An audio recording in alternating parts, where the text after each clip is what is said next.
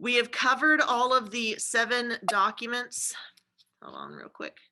We've covered all of the 7 documents that they gave us in the DBQ. Just a reminder of what the prompt was asking us though. What are we being asked to do in this essay? We're supposed to answer, how much did the Portuguese change trade in the Indian Ocean? So our historical thinking skill is continuity and change. So our entire essay can't just be on change. You should throw in a continuity, maybe 2 continuities. And so these are the body paragraphs that I wrote out on what I would write about if I were doing this essay. Number 1, my first body paragraph would be economic change, because I have a lot of documents. Okay, that's my strongest argument, is that there was a lot of economic change. The entire essay is about trade. Okay, so that would be a pretty strong first body paragraph. And you want your first body paragraph to be your strongest body paragraph. Your last body paragraph is probably going to be your weakest one, because you're running out of time and you're stressed and you're trying to get all the facts down. So I have a ton of documents and evidence to support this body paragraph. Then I have like 3 or so documents for the political change body paragraph. So that'll be my second one. And then lastly, I have 1 document, I think it was document 5, that fell under social and cultural continuity, because I was talking about the caste system and the fact that they were still Muslim and Hindu. You don't see a bunch of Catholic converts in South Asia. Okay, so I've established what my body paragraphs are going to be.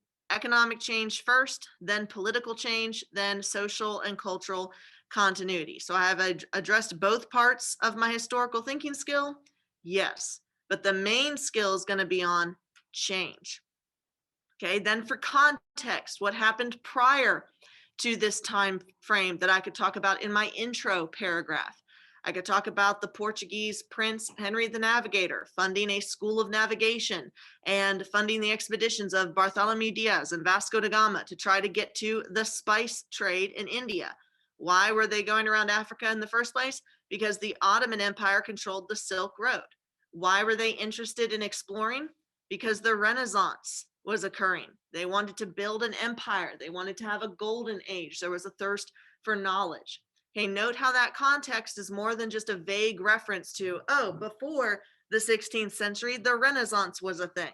That's not going to earn you the context points. You have to be specific and tie it to your thesis. Okay, so just as a reminder of what that prompt was asking us and how we might answer it. So now we're going to look at an example by an actual student, okay, back in 2019, I believe it is, in response to this essay prompt. So y'all will notice that they wrote 4 pages, 1 of 4, 2 of 4, 3 of 4, and 4 of 4. Okay, you need to number your pages like that when you're writing the essay, just in case they like mess up a page. Like if they scramble the pages a little bit and they're like, oh, page 3 comes before page 2.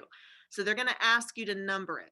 Also, up here at the top, you have a chart that says mandatory 1, circle 1, 2, or 3, or 4. This refers to your DBQ. You do not get an option of which DBQ you answer. There is only one. It's all or nothing. However, for your LEQ, you get 3 questions and you pick one to write about. Okay, so for LEQ, you have 3, you only write 1. For DBQ, you have no choice. You have to write it. And so on these sheets of paper that they give you, how you indicate which essay you're writing is that you circle it. If you're doing the DBQ, you circle number 1 on all of the pages. If you're doing LEQ number 3, then you circle 3 on all of the pages. And then that way they can divide it between the AP readers, the teachers, to go through and make sure that they're grading the correct essay. Does that make sense so far? So we are going to go through each of these pages, each of these paragraphs, the intro, the body paragraphs, and the conclusion, to look for the points on the rubric that correlate with each of these paragraphs. So we know that the intro paragraph is worth 2 points. There are 2 points in the intro that you can earn. You can earn the context point, which is background information, and you can earn the thesis point. And remember, we have a little formula for the thesis. You want to do the time frame, the historical thinking skill, which in this case is continuity and change over time. and you want to have body paragraph categories. Okay, so let's read this together and see if this author got those points. I'm assuming that their thesis is going to be down here. Okay, because we tell you in learning how to write an essay that your context should come before your thesis. But I haven't read it yet, so I don't know. So let's find out. In the 16th century, rising technological innovations. Now, innovation is inherently a change, right? To innovate means to make something new. So right off the bat, they're talking about continuity and change. Rising technological innovations led to, well, what historical thinking skill is indicated there?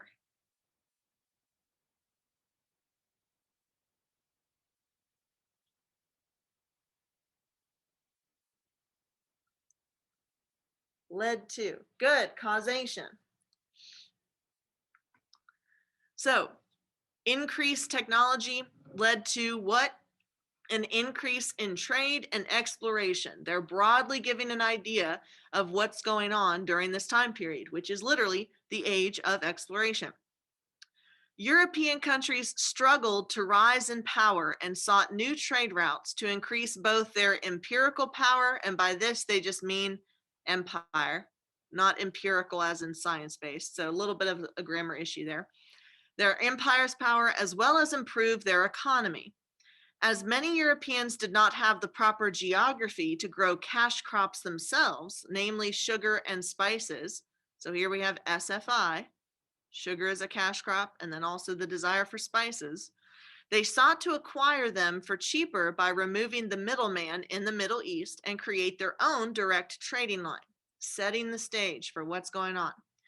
The Portuguese first found a way to achieve spices by traveling along the coast of Africa, around the Cape of Good Horn, and arriving at their trading posts. So more SFI.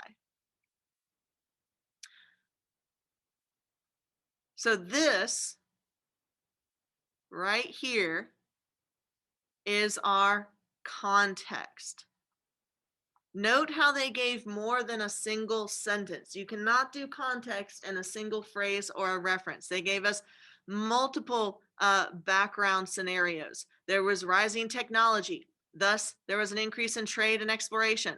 The European countries were struggling to rise to power. They're coming out of that dark age, remember, and they want to be an empire, okay, to increase their empirical power and improve their economy.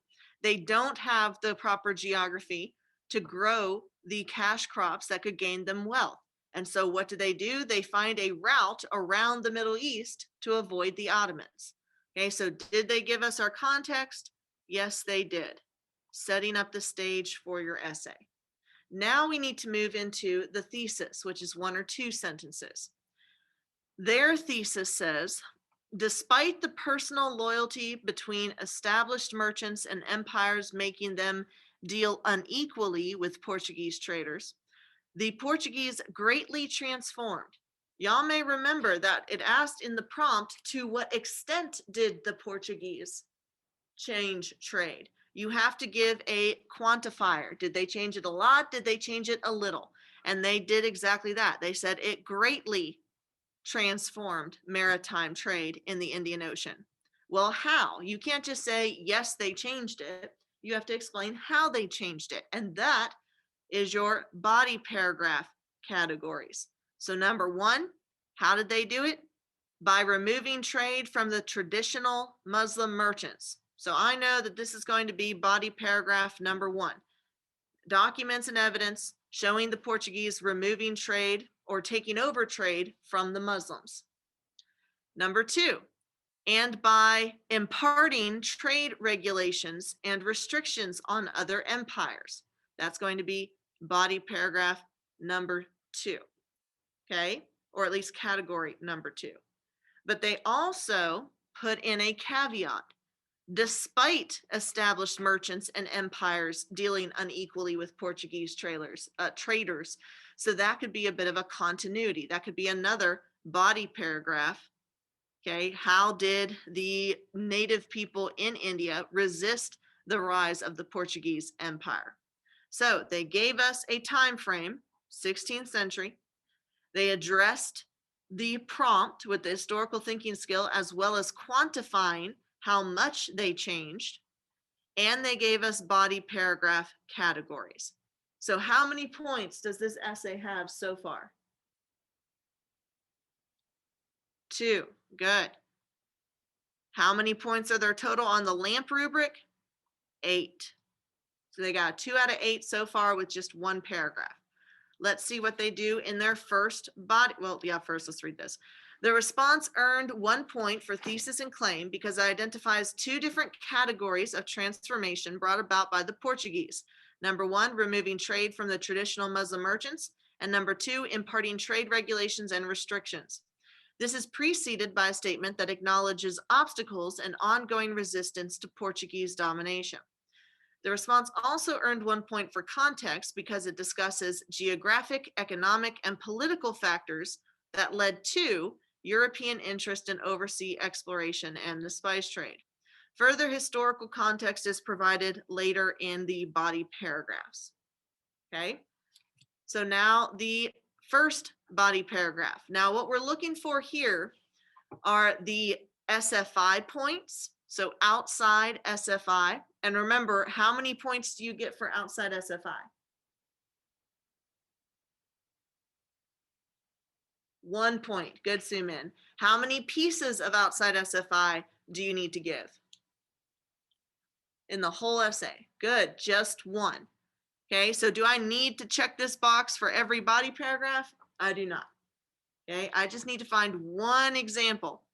Okay, 1 piece of outside SF5 that's not in any of the documents that we went over in our last video. Also, you can get 2 content points by doing 6 documents. Now, is it likely they're going to do summaries of 6 documents in 1 paragraph? No. So we need to keep track of which documents they use and whether they do content or whether they do HIP. Now, for HIP, you get 1 point by doing 3 documents. Okay, so we're going to have to keep track of which documents they use and what they do with those documents. Okay, so let's read the first body paragraph. The Portuguese removed the Muslim merchants from the trading equation and thus increased their own impact. That is our topic sentence. Notice how it hasn't used any documents yet.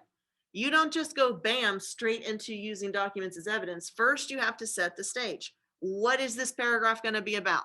It's going to be about the Portuguese taking the monopoly from the Muslim merchants.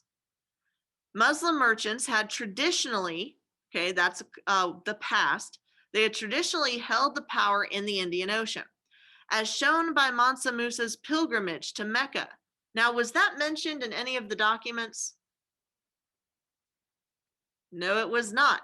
So that means it is outside SF5, Mansa Musa, and his Islamic pilgrimage to Mecca. But you can't just name drop a random fact. You have to actually use it to answer your prompt. So if he's saying traditionally Muslims held power in this area, how is he using Mansa Musa to back up that claim? The Islamic faith had been greatly influential in Africa. So he's using it to show how influential the Muslims were in this area. Merchants and kings sharing the same religion had established a feeling of brotherhood and allowed for easier business transactions. So did they give outside SF5? Yes. Was it relevant and did they use it to answer their prompt? Yes, they did. So far in this paragraph, they have earned another point. So we take the original 2 intro points and we add 1 outside SF5 point. So now we're at 3 out of 8 points. And you've only written 1 paragraph in a couple of sentences. Okay, easy peasy. The Islamic faith had spread to various countries and indeed led Muslim merchants to be very loyal to the Hindu ruler of Calicut. Look at this word led. In addition to doing continuity and change, if you do another historical thinking skill throughout the essay, like causation, that can get you what point? What point can you get from addressing multiple historical thinking skills?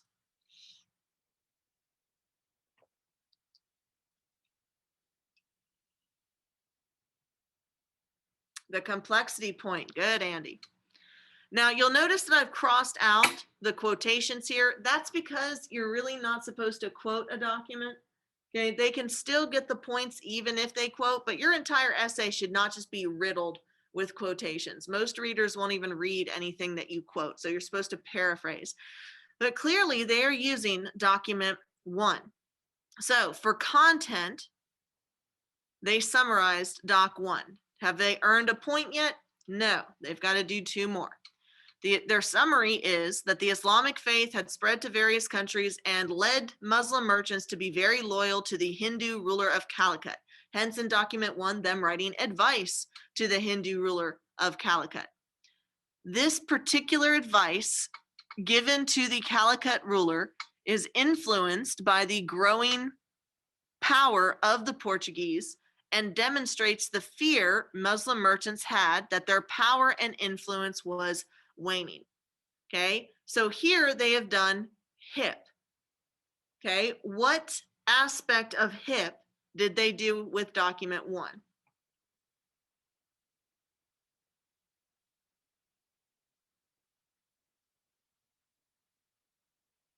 Remember that H is context, I is intended audience, P is purpose, and the last P is point of view.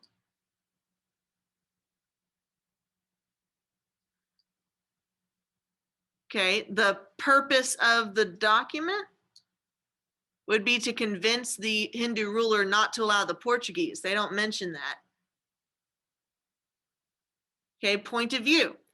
You could say that the Muslim merchants feared Portuguese power and influence.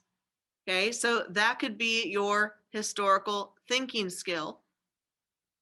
Because of their religion and their occupation, remember corn peg, they are wary of the rising Portuguese Empire and the Portuguese changes that are being wrought during this time period. Okay, or you could qualify it as H for historical context. Okay, so either one works there. So how many points have they gotten? Still haven't gotten the hit point, still haven't gotten the content point because they need to do at least 3.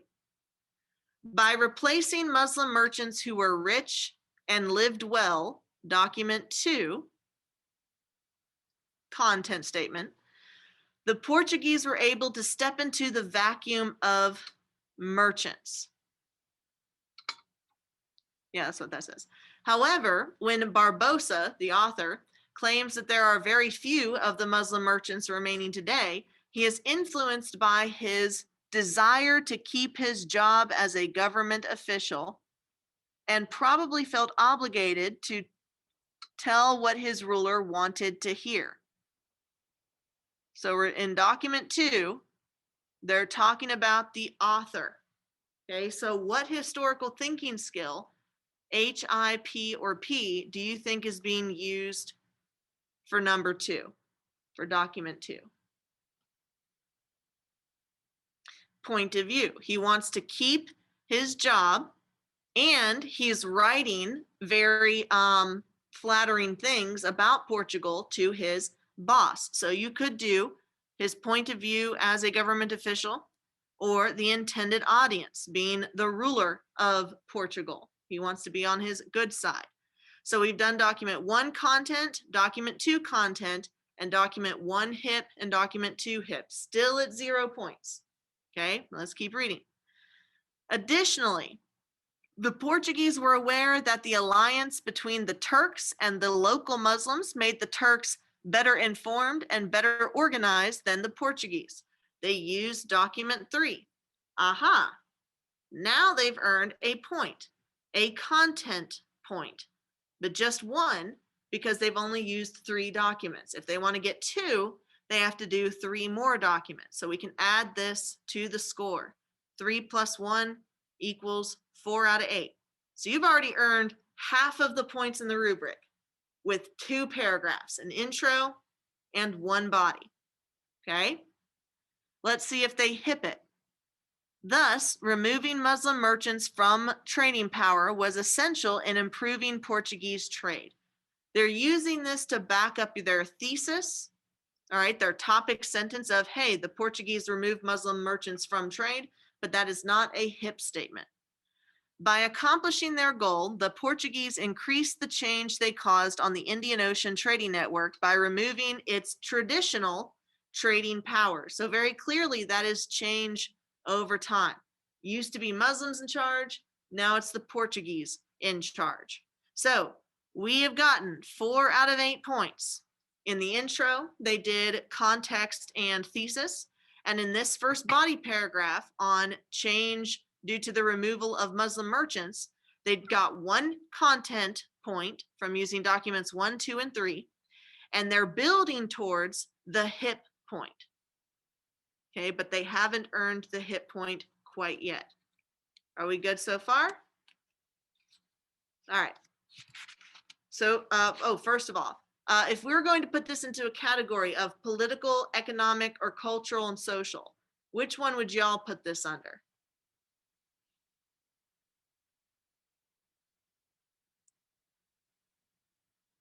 Okay, I got some people saying political. Okay, most of y'all are saying political. So yes, you could do political because they are interfering with the economy of these empires. But if you do economic, that's also valid. Okay, cultural and social, probably not. Okay, it'd have to be one of these 2 categories. Okay, the second body paragraph, keep in mind that we are left off with 4 points. They've already used documents 1, 2, and 3, and they have hipped 2 of those documents.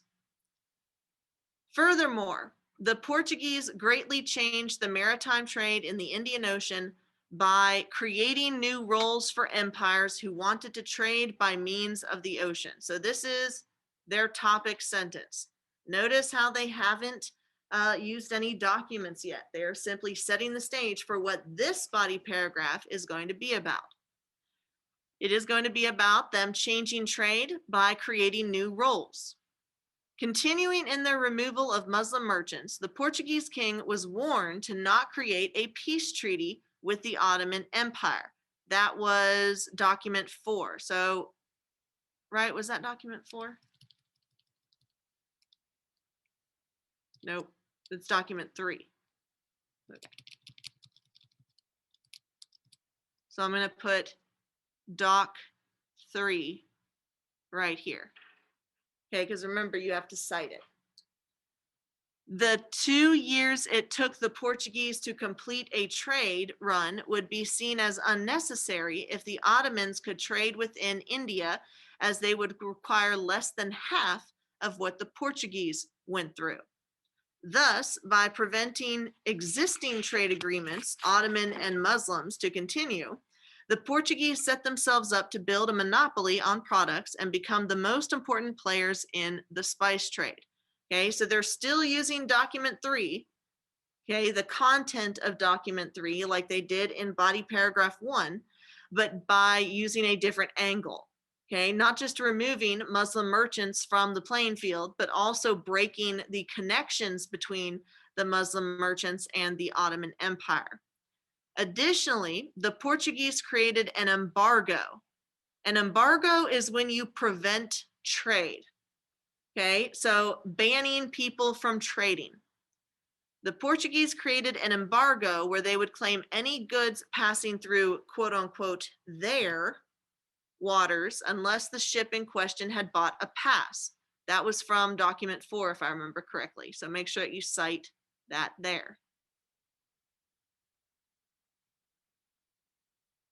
Okay, so early on in the second body paragraph, they continued explaining the content for document 3, but now we have another document in play, document 4. Okay, so they summarized document before by saying they are creating embargoes on trade by forcing people to buy safe passage certificates. The Portuguese would take possession of as many ships as they can and sunk others with cannon fire, capturing and enslaving Muslims on board. That's the summary statement. Okay, so they have done 4 documents with content. That's still only 1 point. We're still at 4 out of 8.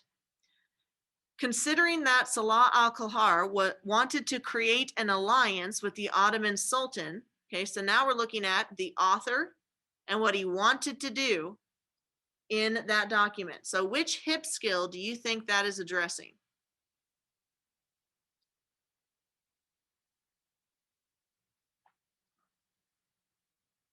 This leader wanted an alliance with the Ottoman Sultan.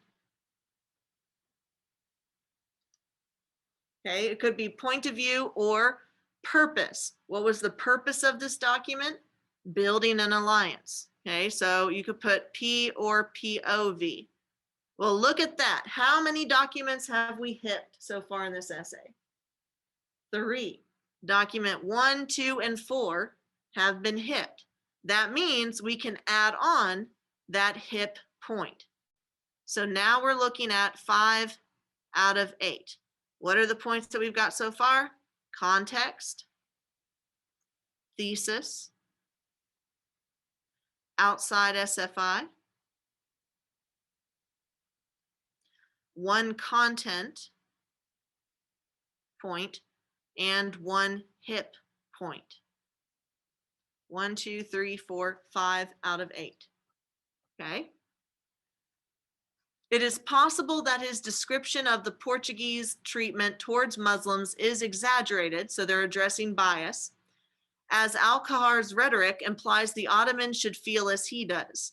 However, not all ships were subjected to this harsh treatment described by al-Qahar. Al-Sajir claims that the toll once paid allowed the Calicut to resume trade with Gujarat. So they're using document 5 for content. Remember, you need 6 to get that second content point. This implies that the Portuguese kept their word and allowed those empires with passes to pass. And they indeed would, as Al-Sajir says, the Portuguese unjustly acquired vast wealth from the toll they created. Sajir might feel that the wealth was acquired unjustly because that wealth came at the expense of Calicut's merchants. So they're talking about the author here. So we're looking at point of view for document 5. So they've done a bonus HIP skill. Do they get bonus points? No, they do not. But let's say that their HIP skill for document 2 was too weak to count. Then they would have a backup with document 5. The Portuguese changed the trading system in the Indian Ocean by causing trade to become limited even as it expanded. They managed to have other empires at their mercy. As demonstrated by the elaborate ban made in India for the Portuguese, document 7, the elaborate box made in India for the Portuguese. Portuguese power grew and impacted Indian Ocean trade in such a way that empires felt they must obey the time of my nation. Okay, so now we officially have 1, 2, 3, 4, 5, 6 documents that they've summarized.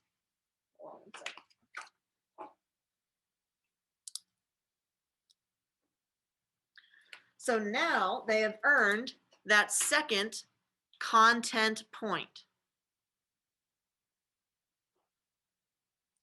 So 5 plus 1, we have 6 out of 8 points, 3 paragraphs, an intro and 2 bodies, and we've gotten 6 out of the 8 available points on the rubric.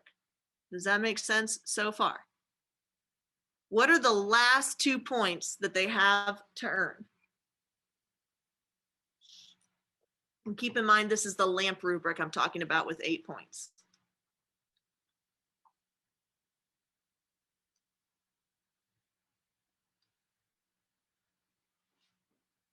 Grammar, and complexity. Good.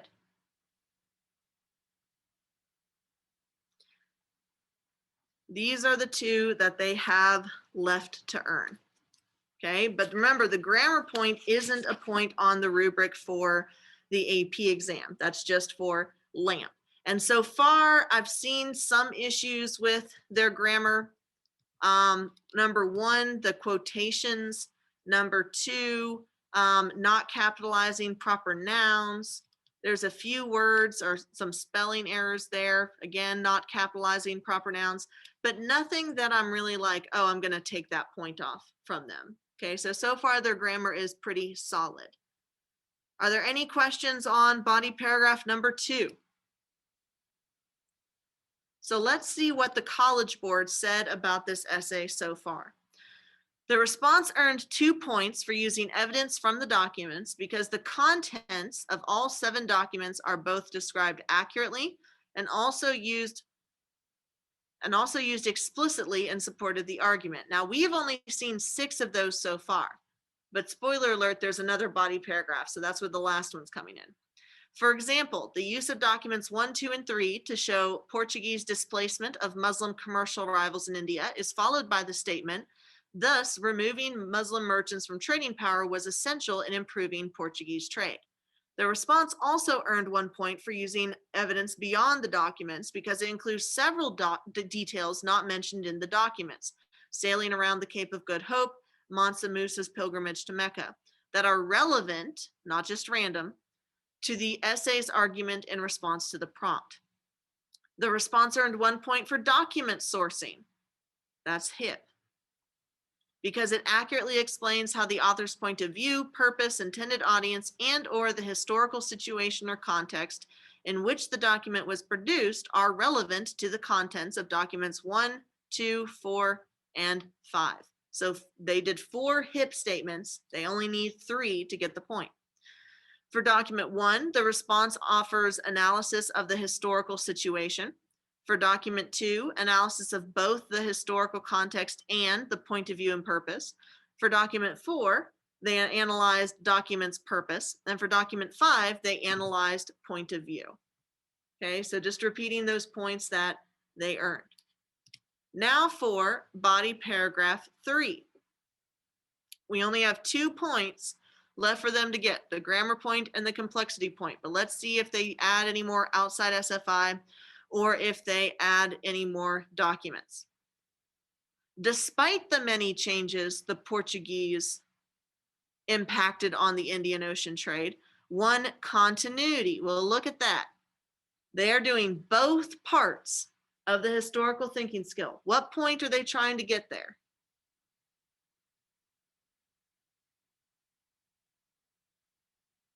The complexity point. Okay, they are trying to get the complexity point by covering both continuity and change and a little bit of causation. One continuity that remained was the loyalty between merchants and the empires.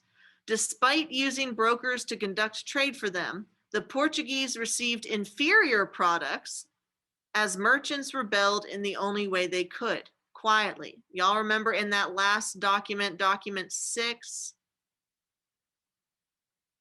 they said that their pepper is green and full of filth, so they're rebelling against the Portuguese control of their spice trade. Returning with the worst produce for the Portuguese, the Cochin traders took advantage of the Portuguese in the way that the Portuguese had over other empires. So now they finally used that last document. Did they have to use all 7 of the documents? No, but they did. And they used it to work towards the complexity point of not just change, but also continuity. This demonstrates a small way that the Portuguese were unable to transform the maritime trade as they were unable to control loyalty.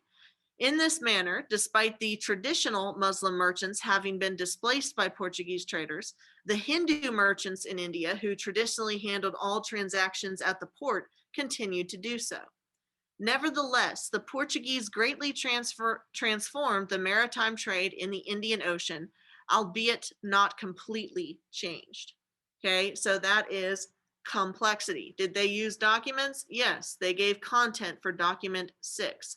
Didn't really use HIP, but they did use it to answer their thesis of what stayed the same. Okay, so we can add that complexity point. So that's a 7 out of 8. And then add that grammar point for an 8 out of 8. Okay, a 99 out of 99. So let's see what the College Board said about that paragraph. The response earned 1 point for demonstrating a complex understanding because it uses multiple documents, all 7 of them, to provide a strongly corroborated argument for each of the categories of analysis that is attempted, but also demonstrates a recognition of historical complexity and nuance, acknowledging both changes that occurred as a result of the arrival of the Portuguese, but also continuities with previous periods. Furthermore, the response demonstrates an ability to recognize and analyze the agency of multiple historical actors, pointing out that local intermediaries often modified or limited the Portuguese merchants' freedom of action. Document 6 is used insightfully to that effect on pages 3 to 4.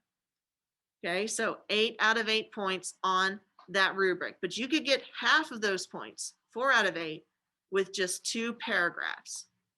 An intro, which has 2 points, and a body, which you could get 2 points if you use outside evidence, which is 1, and if you do content of 3 documents, which is 1.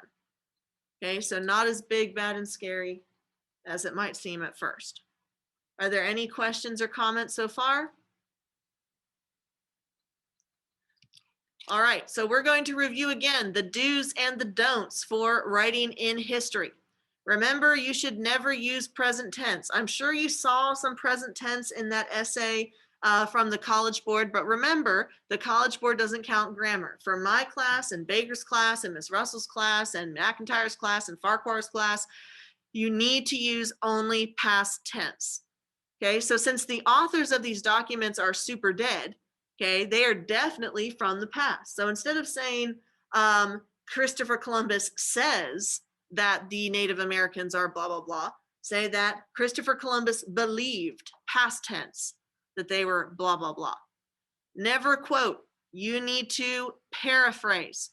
Okay, this is because students often use quotes as a crutch. They don't know what they're talking about. So they figure if they just take some sentences out of the document and throw them into their essay, that would be good enough for a content point. But no, you can't just randomly throw in stuff from the document. You have to use it to tie back to your thesis. How does document 1 go along with your category of political change? How does document 2 go along with your idea of social and cultural continuity? Okay, explain it to the reader. Never use etc. Doesn't mean anything.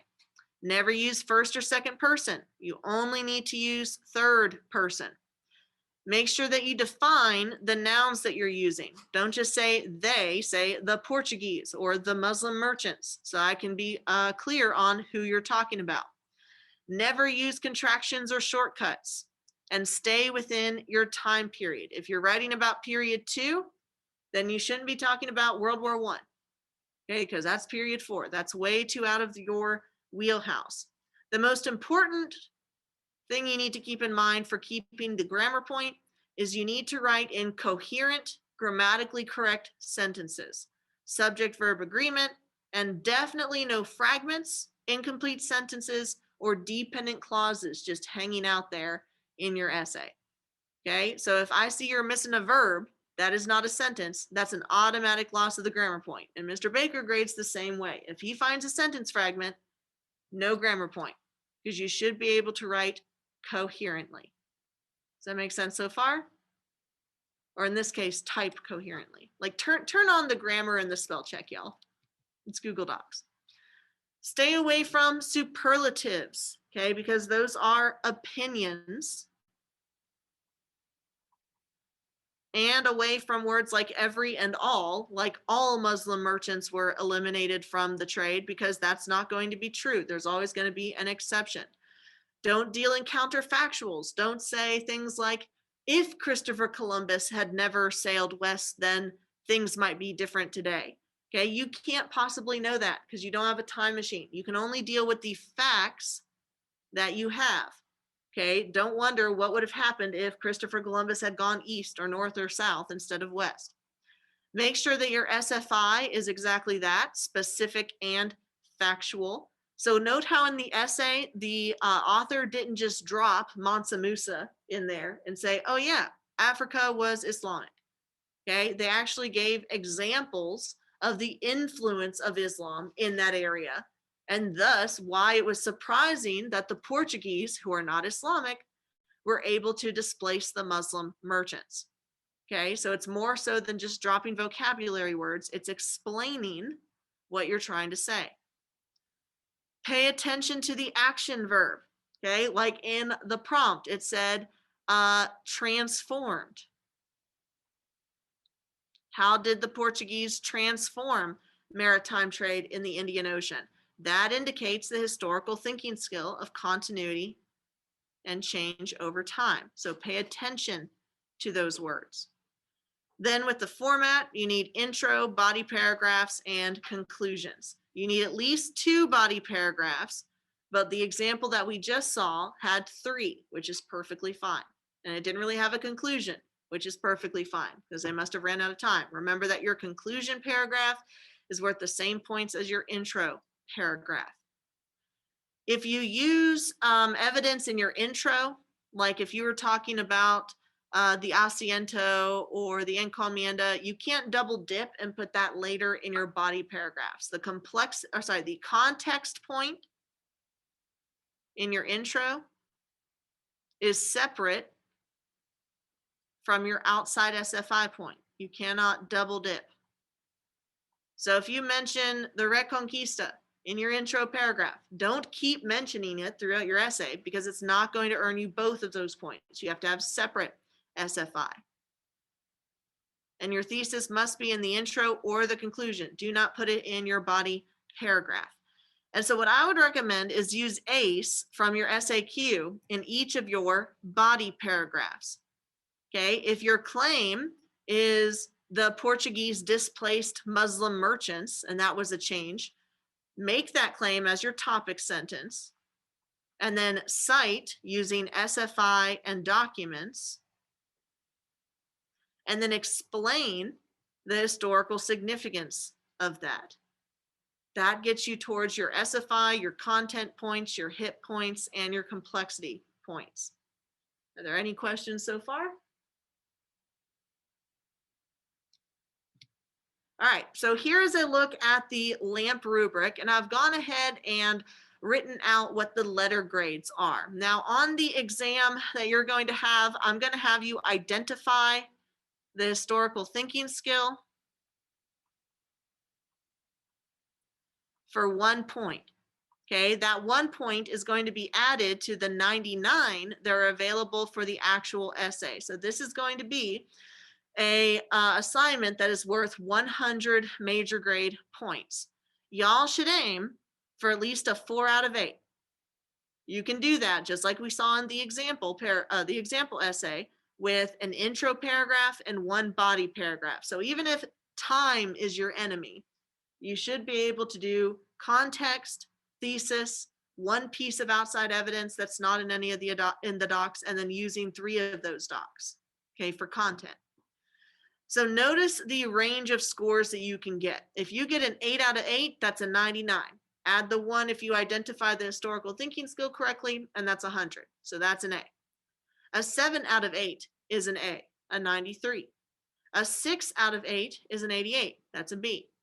A 5 is an 82. A 4, which should be your goal, okay, a 4 or above, is a 75, a solid C. Okay, after you get past the 4, that's when you start moving into D and F territory, with a 3 being a 68, so almost a C, a 2 being a 56, and then a 1 being a 48.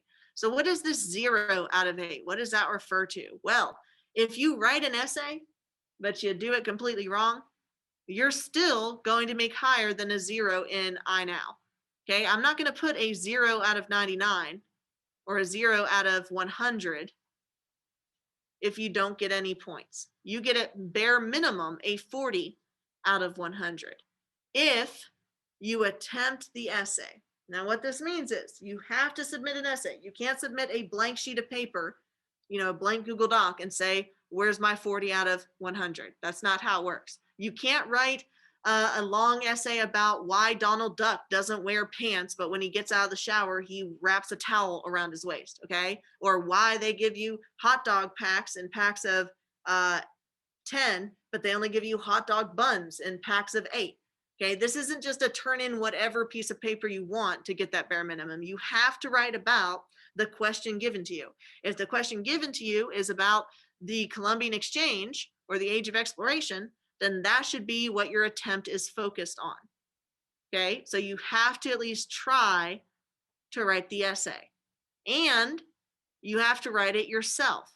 You will be turning this assignment in on Turnitin. If you plagiarize, you will get a 0. And I don't mean a 40 out of 100 0. I mean a 0 out of 100 0. So you have to attempt the essay, and you have to make sure it's your work, not anybody else's, not from the internet, okay? And then you'll get at least a bare minimum of a 40 out of 100 points. 41 out of 100 if you correctly identify whether it's causation, continuity and change, or comparison that you're answering. Does that make sense so far? So here are the points that I think you should be able to get. Thesis and context. Y'all have already written an essay. You've written an LEQ. These are the exact same points as the LEQ. So you're familiar with the intro.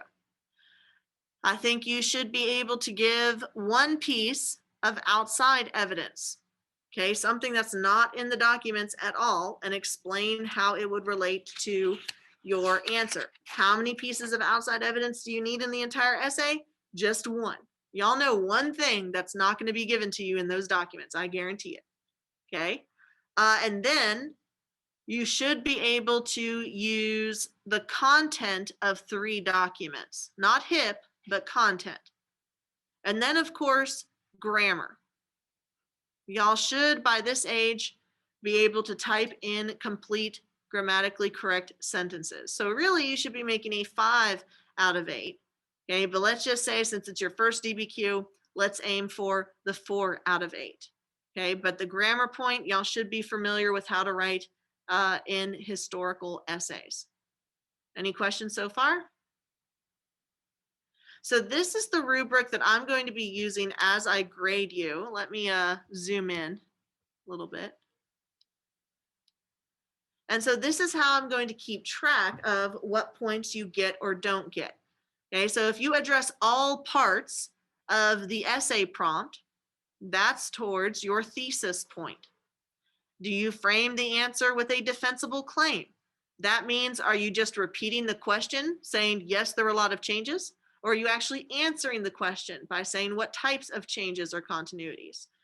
You want me to mark both of these because that means you get your thesis point.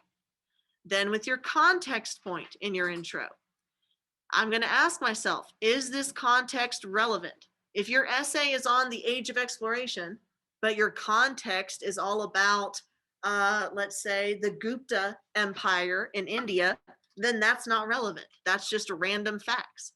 Okay, so you want me to check off this part. Do they have a chronological approach? You don't really need a chronological approach in order to get this point, but this is, to me, interpreting it as, did they answer context from before, during, or after? Okay, remember that you're probably going to want to focus on before and during, because after is much more difficult. Okay, so thesis and context point, that's 2 out of the 8. If you don't get the point, okay, then I'll put an X over here. So thesis is argumentative, but it's too simple, or it lacks specificity. So if you're too vague and you're saying, oh, there was a lot of changes or there were a lot of continuities, but you don't explain how, then I will check this to give you feedback to tell you why you didn't get the point. The thesis contains awkward organization, or it is off topic, or it is wrong. Okay, so like if you say that the Columbian exchange was mostly positive for the New World, that is not an argument you can make. It's factually incorrect. Okay, so I would put an X there. You do not want check marks over here. You want them over here.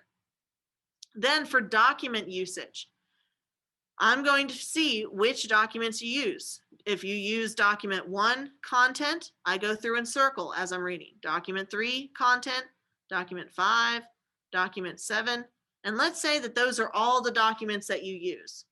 Well, I'm going to count content 1, 2, 3, 4. How many points do you get for using the content of 4 documents?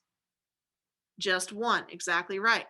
Okay, if you use 3, you get just 1. If you use 5, you get just 1. If you want all 2 of the content points, then you have to use 6 documents. So this is how I'm keeping track through your essay of which documents you used and how to properly allocate you points.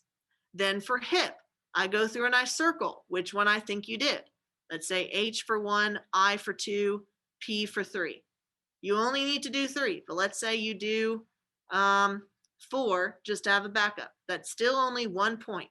So you have 2 content, 1 HIP. So when you get your feedback on this essay, you're going to see exactly which documents I gave you credit for content and HIP. Now let's say you attempted to do content for number 5, but you completely misinterpreted the document. Like it was Bartholomew de las Casas and you wrote about how he hated the Native Americans. You're not going to have this circled because you used it incorrectly. You have to use it correctly in order to get the points. Okay. Then for outside evidence, is it in the documents? You want it to not be in the documents, so you get the point. Is it described and used to support your thesis? That's how you get the point. Now, if you don't describe, then you don't get the point. Okay, so just dropping outside SFI is not going to be enough. So that's where I would put over here on this outside evidence is the same as the documents or other categories, or it lacks explanation, so you just name dropped it in there, or it's irrelevant to the argument.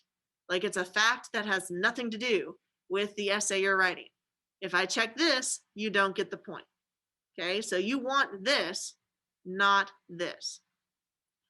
Then for document analysis, that's HIP. Do you use the documents to support your claim?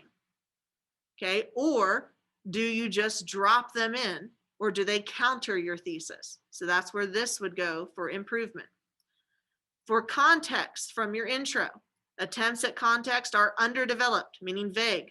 They lack explanation. They're hastily phrased, or you didn't do context at all. Okay, indicating why you did or didn't get that point. And then here, do your grammar errors detract from the argument, or are they minimal? If I check this, then you don't get the grammar point. I also have additional feedback at the bottom, like for grammar point, let's say you use present tense, I would put that. If I can't read your handwriting, which isn't going to be an issue because you're typing it, I would put that.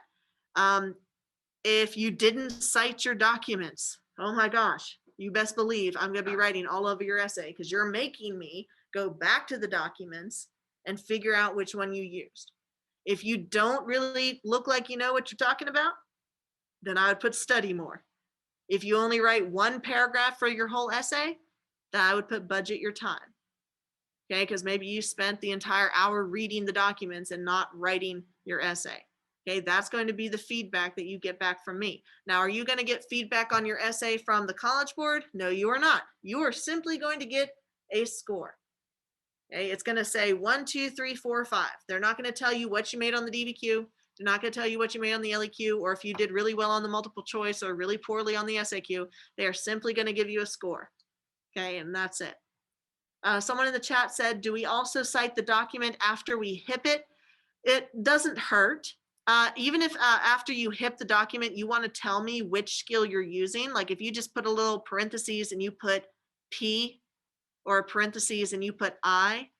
Okay, that way I don't have to guess, are they doing intended audience or are they trying to do historical context? Now, if you label it intended audience, but it's actually historical context, I'm still going to give you the point. I'm not going to be like, oh, they labeled it wrong, so they don't get it. Like if you think you're doing point of view, but you're actually doing historical context, I'll still give you the point for it, okay? But you would help me out if you put which HIP skill you're doing and also like which document you're doing. So you could do like P document 3 or H document 4. Okay, there's no harm in that. But you do have to cite your documents for content. Whenever you use a document, please tell me which document you're using for the love of all that is holy. Don't just start talking about a document and then not cite it at all, because then I have to go back and cite it in order to make sure that I'm circling the right part on your rubric. Are we good so far? All right, then unless y'all have any other questions, we are done with our lecture on DBQ. So we actually finished ahead of what I had for my schedule. So what I want y'all to do next is go into the DBQ materials and go to the Writing a DBQ packet. This is a PDF document that contains an example DBQ on the Columbian Exchange. So let me open that. It gives you context information about the Columbian Exchange. It gives you a prompt, and then it gives you 9 documents. Okay, now on a regular DBQ, you're only going to get 7 documents, but this is for practice. So what I want y'all to do is go through and write a practice DBQ. First, read the question, figure out what the historical thinking skill is, then go through each document, summarize the document, and then answer these student analysis questions about what the document is about. So some of these questions are going to be HIP skills. Some of them are simply going to be content summaries. Remember that you don't have to HIP every single document. And when you HIP a document, you could do H for every single one that you do. You don't ever have to do point of view. It just depends on which document works best for your argument. But I particularly want you to pay attention to document 8, because one document out of the DBQ is always going to be an image, a painting, a chart, or a graph. And that's the one that students tend to have the most difficulty with. So if you're nervous about the DBQ test, here's an entire packet giving you worksheets for you to work through that information. In addition, if you want to review the content from our lectures regarding old imperialism, there is a study guide in this folder.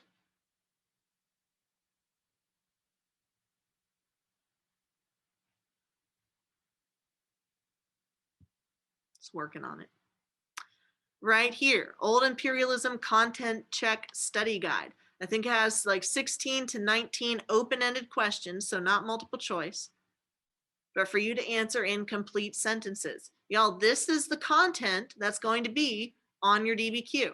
You need to be able to answer these questions. What was Christopher Columbus sailing for? Okay, he was trying to sail to India. Why was he trying to sail to India? Who is credited with discovering the New World? Who was first used as slave labor in the Americas? And then which demographic replaced them as slave labor? Why were they replaced? Okay, what factors led to that? Okay, so make sure that you're going through and answering these questions to prepare for your essay.